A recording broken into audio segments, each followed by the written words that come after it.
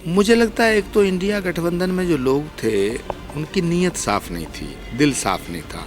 नाना प्रकार की पार्टियों से जो पॉलिटिकल अलायंस करने के लिए जो नेता जिन मैनेजर्स को लगाया गया था उन मैनेजर्स में काबिलियत नहीं थी।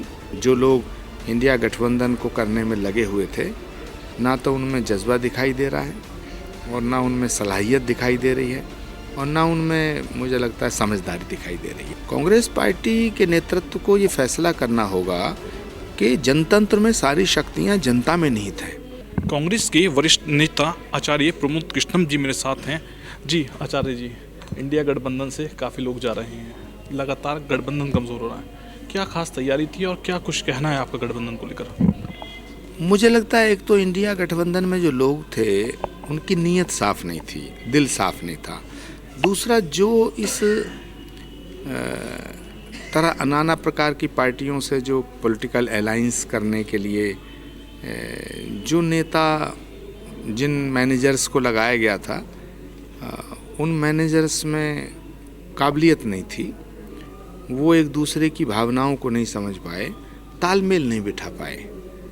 तो अगर इंडिया गठबंधन ख़त्म होता है तो मैं उसमें सबसे बड़ा दोष मैनेजर्स का मानूंगा। उसमें बड़े नेताओं को लगाना चाहिए था और ऐसे लोगों को वो जिम्मेदारी देनी चाहिए थी जो देश की जनता की नब्ज़ भी समझते हों और जिनके अंदर जज्बा होता बीजेपी से लड़ने का। पर अफसोस की बात यह है कि जो लोग इंडिया गठबंधन को करने में लगे हुए थे, ना तो उनमें जज्बा दिखाई दे रहा है और ना उनमें सलाहियत दिखाई दे रही है और ना उनमें मुझे लगता है समझदारी दिखाई दे रही है। उसकी वजह ये है कि बंगाल में दीदी हमें धमका रही हैं, पंजाब में भगवंत मान हमें धमका रहे हैं, उत्तर प्रदेश में अखिलेश यादव हमें धमकी दे रहे हैं, बिहार में ये लोग सोच रहे हैं हम पूरा मैदान छोड़ दें। तो अगर पंजाब आम आदमी को सौंप दो, बंगाल दीदी को सौंप दो, बिहार लालू जी को, नीतीश जी को सौंप दो, उत्तर प्रदेश अखिलेश जी को सौंप दो, तो फिर कांग्रेस कहाँ जाएगा? कांग्रेस कीर्तन करेगी। तो ये जो पॉलिटिकल पार्टी हैं, जो रीजनल पार्टी हैं, जो क्षेत्रीय पार्टी हैं, इनका झगड़ा मुझे बीजेपी से कम नज़र आता है। ये कांग्रेस को ख़त्म करना चाहते हैं। कहीं ना कहीं नुकसान इंडिया गठबंधन से कांग्रेस को हुआ है आपके हिसाब से? ऐसा नहीं है। कांग्रेस पार्टी को देश की जनता का समर्थन लेना चाहिए। कांग्रेस पार्टी के नेतृत्व को ये फैसला करना होगा कि जनतंत्र में सारी शक्तियां जनता में निहित हैं। इन नेताओं को साथ लेने से कुछ नहीं होगा। इन नेताओं को साथ लेने से नरेंद्र मोदी को नहीं हराया जा सकता है। नरेंद्र मोदी को अगर हराना है तो देश की जनता का समर्थन लेना पड़ेगा।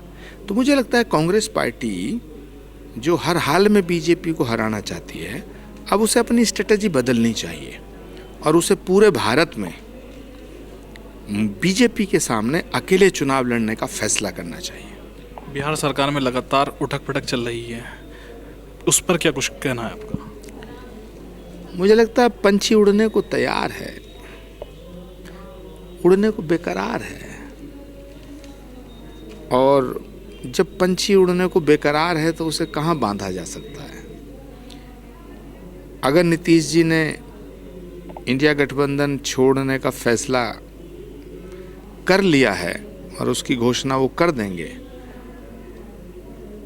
तो फिर तो रायता बिखर गया। इसे कैसे समेटा जाएगा? पर मुझे एक बात नज़र आ रही है कि ये कोई अचानक नहीं हो रहा है। उधर ममता जी की घोषणा, उधर भगवंत मान जी की घोषणा, उधर संजय राउत का कुछ बयान, इधर अखिलेश जी की धमकी। तो मुझे लगता है कि ये सब मिली भगत है और ये सारे लोग मिलकर के बीजेपी को नहीं निपटाना चाहते, कांग्रेस को निपटाना चाहते हैं।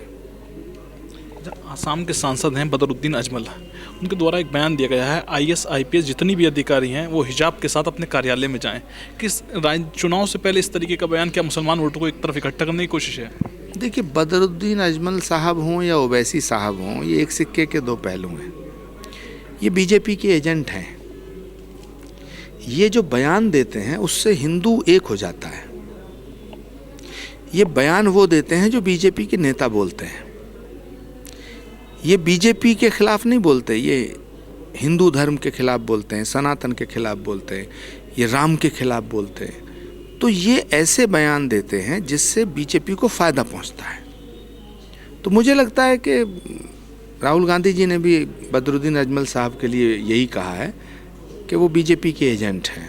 मैं राहुल जी की इस सोच का और इस समझदारी का समर्थन करता हूँ। और ये आगे भी जो बयान देंगे वो ऐसे बयान देंगे जिससे हिंदू एक हो जाए और वो बीजेपी के पक्ष में चला जाए।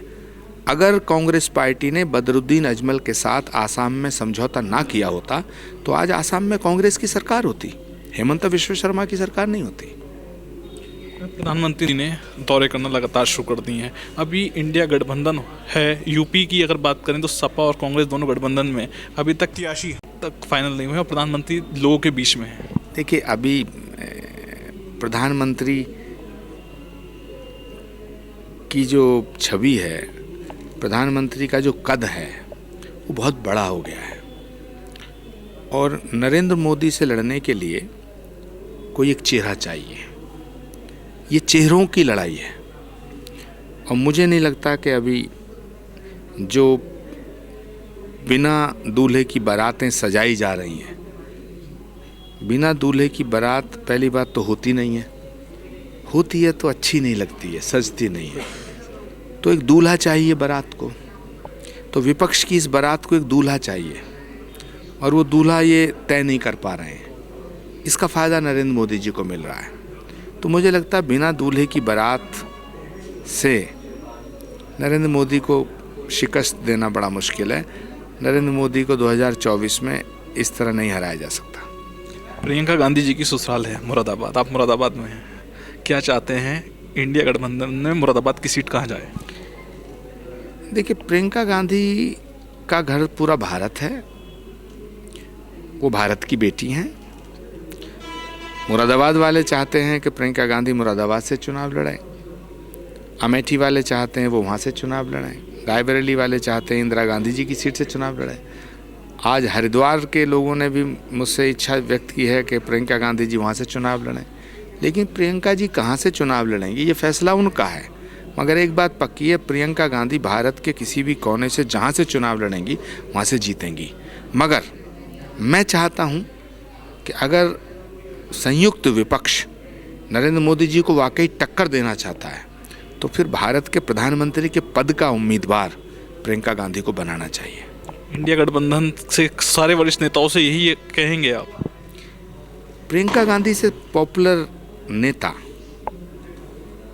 और एक्सेप्टेबल चेहरा इंडिया गठबंधन में और कोई भी नहीं है। अच्छा, भगवान राम की प्रतिमा का अनावरण हो गया है। अब सोशल मीडिया पर एक चीज़ बहुत ज़्यादा देखने को मिली है, कुछ लोगों ने आर्टिफिशियल इंटेलिजेंस की मदद से उनके चेहरे पर वो जो प्रतिमा है उसमें मूवमेंट क्रिएट करी है, कर रहे हैं वीडियो एडिटिंग। क्या कुछ कहेंगे इस पर? देखिए, पूरा देश इस वक्त राममय हो गया है और राम भारत के हैं।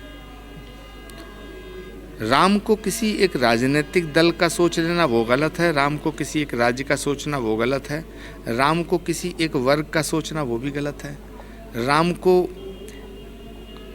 किसी एक देश की सीमा में भी कैद नहीं किया जा सकता है। राम अगर किसी एक धर्म के होते तो उन्हें मर्यादा हिंदू कहा जाता, उन्हें मर्यादा पुरुषोत्तम कहा गया है। राम सबके हैं और सब राम के हैं।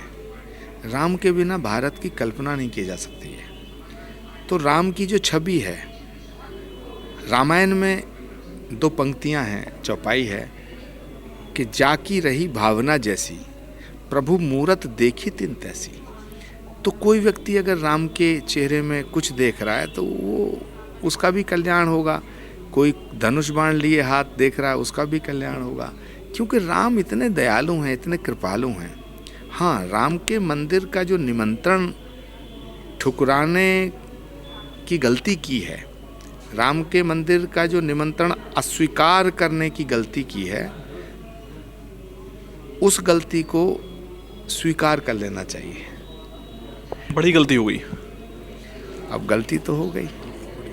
मैंने तो कहा था कि राम के मंदिर का निमंत्रण मिलना सौभाग्य का विषय है।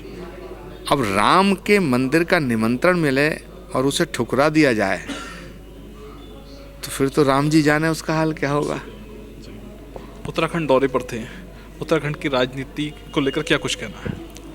उत्तराखंड में शांति है, ठीक है। उत्तराखंड में बहुत संभावनाएं हैं धार्मिक पर्यटन की, आध्यात्मिक पर्यटन की। उत्तराखंड ठीक रास्ते पे है। राजनीतिक दृष्टिकोण से तो उत्तराखंड में हमारी विरोधी सरकार है, लेकिन मुख्यमंत्री पुष्कर धामी जो हैं, उनकी जो सादगी है, उनकी जो सरलता है, तो मुझे लगता है मुख्यमंत्री धामी जो हैं एक साधु हैं, और देवभूमि का मुख्यमंत्री एक साधु होना चाहिए। मेरे साथ मुरादाबाद में बात करने के लिए आचार्य प्रमोद कृष्णन जी थे, जिनके द्वारा कई मुद्दों पर खुलकर बात की गई है। शारिक सिद्दीकी, TV9 मुरादाबाद।